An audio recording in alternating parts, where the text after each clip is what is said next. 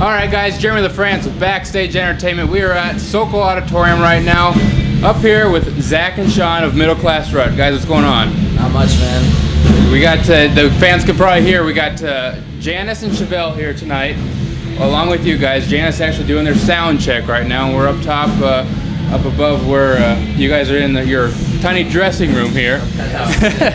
Do you guys normally get something like this each night, or is it anything bigger? Or? Yeah, it depends on the venue and the city, but it's usually at least something like this. Yeah. So, but it's fun. I'm sure you guys love touring this tour with Chevelle and Janice. It's probably been going pretty well, I'd imagine. What do you think? Super good. Just really smooth. Really great guys, all of them. Just like good shows. Yeah. Sold out, so it's been really good. Now, talk about you guys. You guys have a duo going on here. You know, I mean, forming in December of 2006. I know you guys had stuff going on before that, but really started Middle Class Rut then. How would you guys say two of you compares to other bands with 4 or 5 members in it? What do you think? Less people in ours. Yeah, exactly. So cool. Less people to manage. You probably easier to move around. We've just been close friends for a long time, so. It's just really easy, you know, just the whole thing's a lot easier probably, you know. If we had 2 other people we've been friends with for a long time, they'd be in the band too, right. But they didn't make the cut, so. Just kind of came like this, and the 2 of you were good friends and just started to do just 2 of you, huh? So it works. Yep. It works, so yeah. Keep it simple. Right. Now, I mean, talk about, you guys have your hit single is going to be New Low. I mean, it's one the fans have. When you're doing, I guess, when you've heard it on the radio for the first time, do you guys kind of remember where you were when New Low hit on the radio station?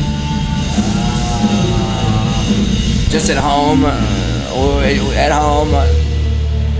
driving my Toyota Corolla. Yeah. And it was a great moment. It sounded great. Yeah. I mean, we kind of had I'd known it was gonna start getting played, you know, so it was cool to finally hear it. And you know, the first time is one thing, but then when you accidentally hear it a bunch of times throughout the day and throughout the week, then it becomes a lot cooler. And when people tell you, hey, I heard your stuff, you know, it's cool. Yeah, pretty neat when you're out and about or whatever, and people just come up to you like that and say that. Right. Do you guys kind of remember what was the first single you guys heard on the radio that it was like first ever that you heard on the radio? Do you remember when you were when you were? You mean of any band ever? Well, just, I mean, of your stuff, let's say. Our stuff. Yeah, the first time you guys heard yourselves on the radio, let's put it that way, easier.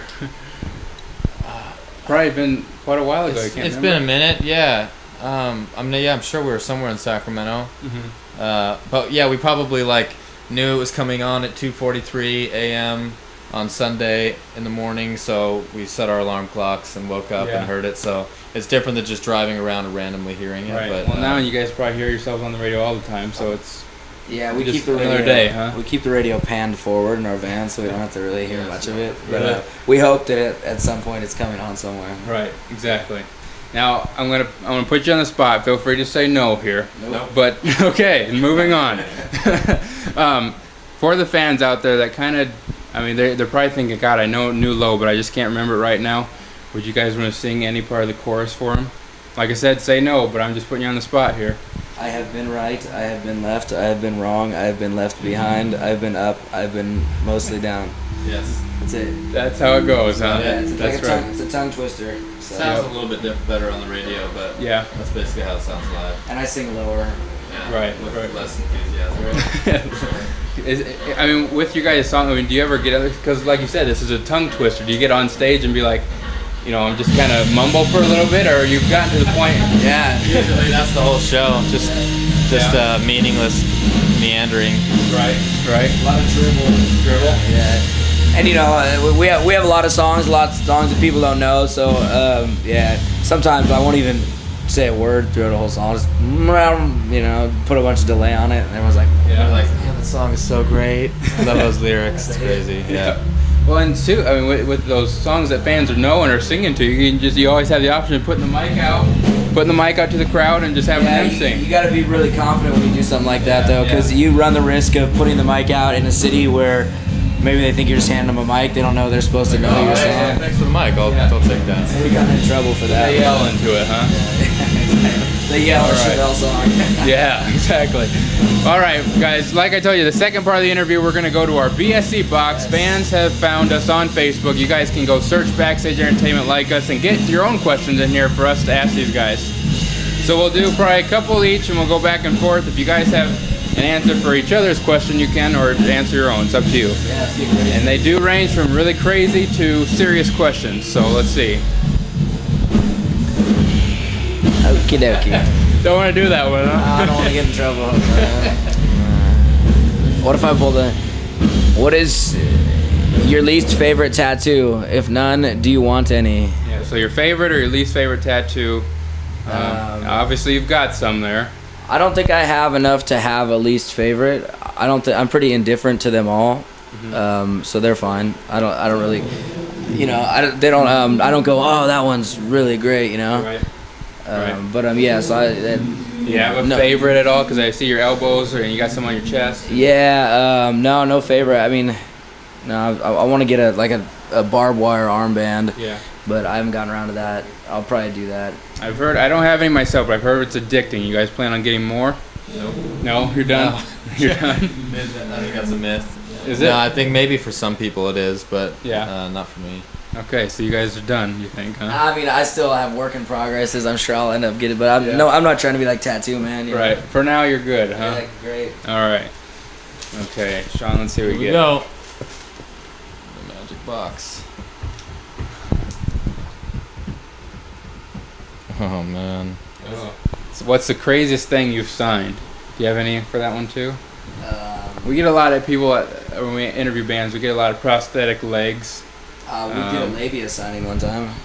we do like a nightly labia signing. So we had to use a soldering iron because the Sharpie wouldn't show up. So it was like more like that crazy though, because like a branding, a labia brand. Yeah. That was crazy. Just let us smoke. So that would be your craziest thing you'd say. Yeah, huh? me anyway. He could have done something crazy. Maybe like I think maybe an ovarian cyst or something one time. It was weird. It's hard to tell exactly what it was. It could have just been like a yeast infection or something, but it was pretty dope. Do you guys ever turn anything down? Have you got anything that you just turned down, or do you sign pretty much anything? It depends. Yeah. There's probably something out there you turn down. I'm sure there's something. It'd be tough. I'd like to see. I'd like to get turned down something, but it hasn't happened yet. For the most part, you guys are pretty generous, and you'll. Yeah, very generous. Usually. Okay. Yeah. Usually. Yeah. I mean, it's a signature. Gender. You have an endless. As long as you can write, you can do them. So That's you right. can't be too stingy with them. All right. Well, let's try for another one here. Zach, what do we I actually got? prefer this format. Do you? Yes. Yeah. It's a little different. So. If the band was on a deserted island, which member would you eat first and why? Myself. Okay. I was gonna say this would be perfect because you just go to Sean over here, but no, you're gonna go yourself. Huh? I'm pretty selfish. I want to. Yeah.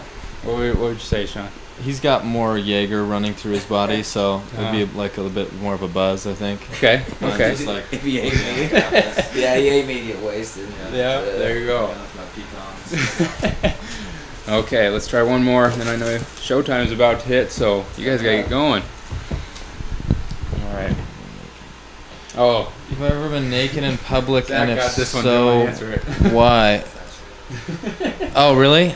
I don't think there's a very exciting answer. I don't know that I've ever been naked in public, and if so, why? I don't know why I haven't been naked in public. It seems like I should be naked. We have in some public. crazy fans out there that submit just random questions, so. Yeah, they should come naked. That'd be good. Have you guys ever had a naked concert story? Like somebody out in the crowd was just like crowd surfing or something like that? I mean, you'll play the bigger festivals, and you know, if you're lucky, you'll see some boobs here and there. But boobs are pretty common. Mm-hmm. Yeah, no sickening nakedness has happened.